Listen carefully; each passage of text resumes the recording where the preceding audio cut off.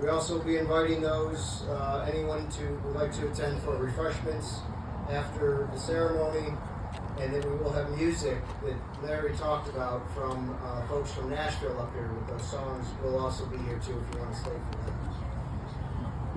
In preparing for comments here today, I must admit it was difficult. Each year I always come forward and I know in my heart what to say about this day. I know it.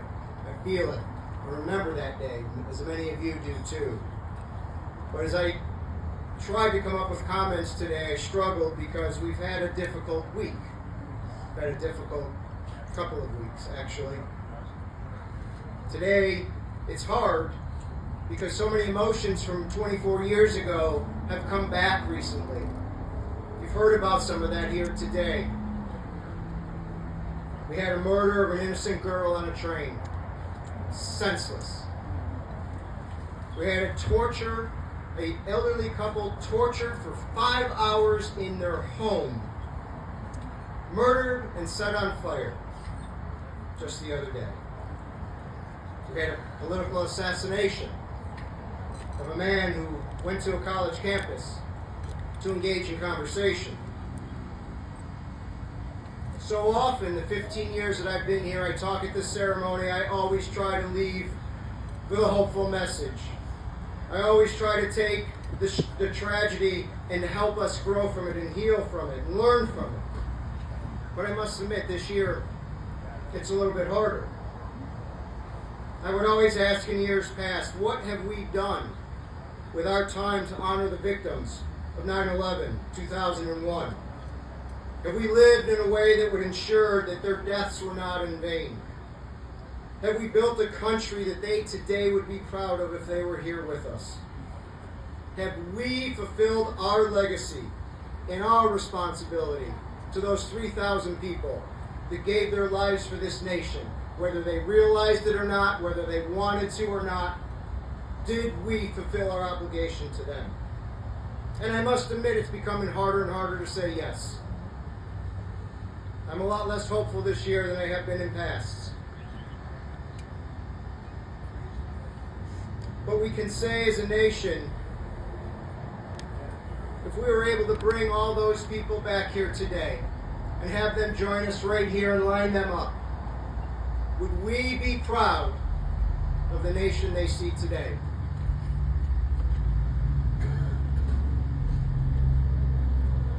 You know, I recall September 12th, how united we were, right? All of you who were there remember how united we were as a nation. We disagreed. We didn't have the same political views, but we were united. We were American. We knew. We were patriotic. We knew what our duty was. We loved our nation. Naturally, we knew that was going to fade over time, but it's just disintegrated at this point.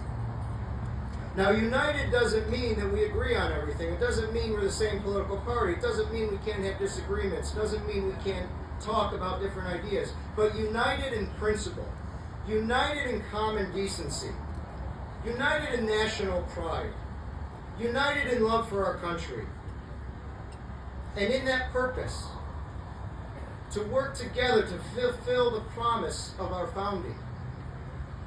Can we say that we are united in that purpose today? That's a question you all have to ask yourselves. Each year I say we're called to service, to honor the people that we lost. We are called to serve each other. We're called to serve our nation, our community, our neighbors. We're called to serve each other. But today I think we have to take a step back and say it's time to love each other again. It's time to love our nation again. It isn't perfect, I'm not going to say that. But it is a nation worthy of our love. It's worthy of our respect. It's worthy of us coming together to save this republic, as was mentioned earlier. Can we at least be united in the belief that a woman should ride a train in this country safe? Can we be united in the belief that if she's in distress, 5 other passengers may actually help her? Can we be united in the belief that a man should walk on campus and speak his heart and not be assassinated, leaving behind 2 babies and a wife? And at least can we be united in the belief that man ought to be mourned and his death not celebrated on social media, on TV, and across this nation?